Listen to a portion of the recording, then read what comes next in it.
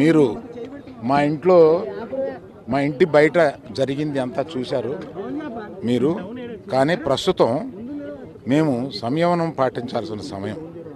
మేము దేనికి రియాక్ట్ అవ్వకూడదు ప్రస్తుతం అవి చూసి. బట్ పోలీసులు వచ్చారు, వారిని తీసుకెళ్లారు, కేసు పెట్టారు.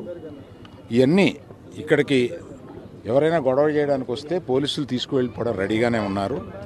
కనుక ఇటువంటి ఎవరు ఎంకరేజ్ చేయకూడదు. అయినా నేను చెప్పేది ఏంటంటే, మేము ఇప్పుడు దాని మీద రియాక్ట్ అవ్వడం కానీ, ఈ మీడియా మీరు వచ్చారు కదా అని ఏదో మాట్లాడడం కానీ జరగదు. మేము ఇప్పుడు సంయమనం పాటించాల్సిన సమయం, అందుకని అదే పాటిస్తున్నాము. దయచేసి law it will take its own course. వాళ్ళందరినీ తీసుకుని వెళ్ళారు.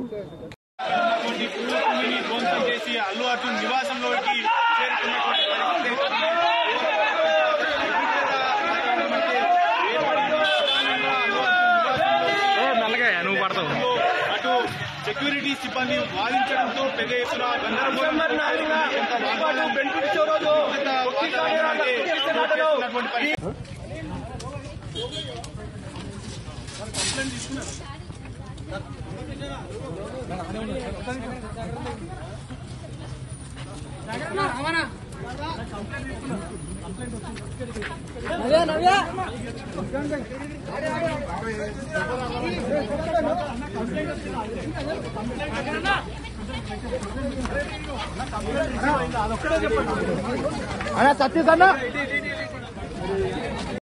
పూల కుండీలు కూడా అన్ని కింద పడేస్తున్నటువంటి పరిస్థితి క్లియర్ గా గమనించవచ్చు. అంటే రేవంతి కుటుంబం రోడ్డు మీద పడడానికి, రేవతి చనిపోవడానికి, దాని తర్వాత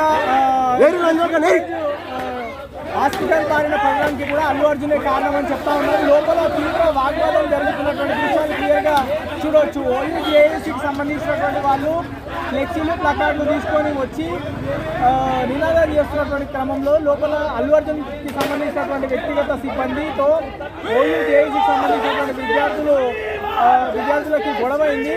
సో ఇద్దరు ఒకరినొకరు చూసుకుంటున్నటువంటి ఖచ్చితంగా అల్లు అర్జున్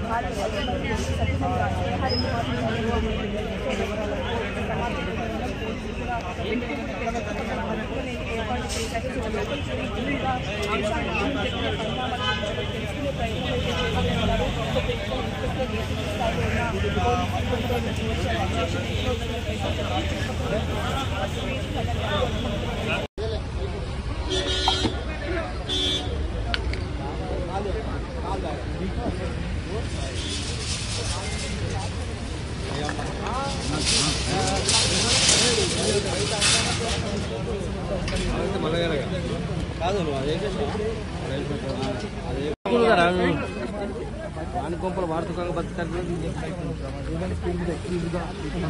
చూడొచ్చు. దాడి జరిగిన దానికన్నా ముందే వాళ్ళు ఇక్కడే ఉన్నారు. సరే మనం రిజల్ట్స్ కూడా చూడవచ్చు. అల్లు అర్జున్ బనివాస్ తర్వాత అల్లు అర్జున్కి సంబంధించినటువంటి ఆ తర్వాత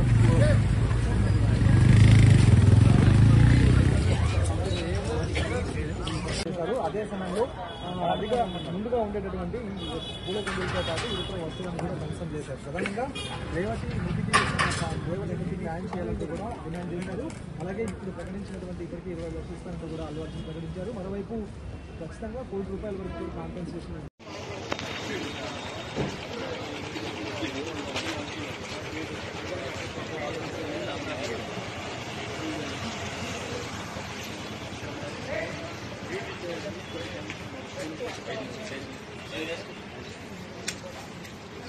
पढ़ाई हो गया, चलो मैं वीडियो निकाला घर ऊपर से निकाला.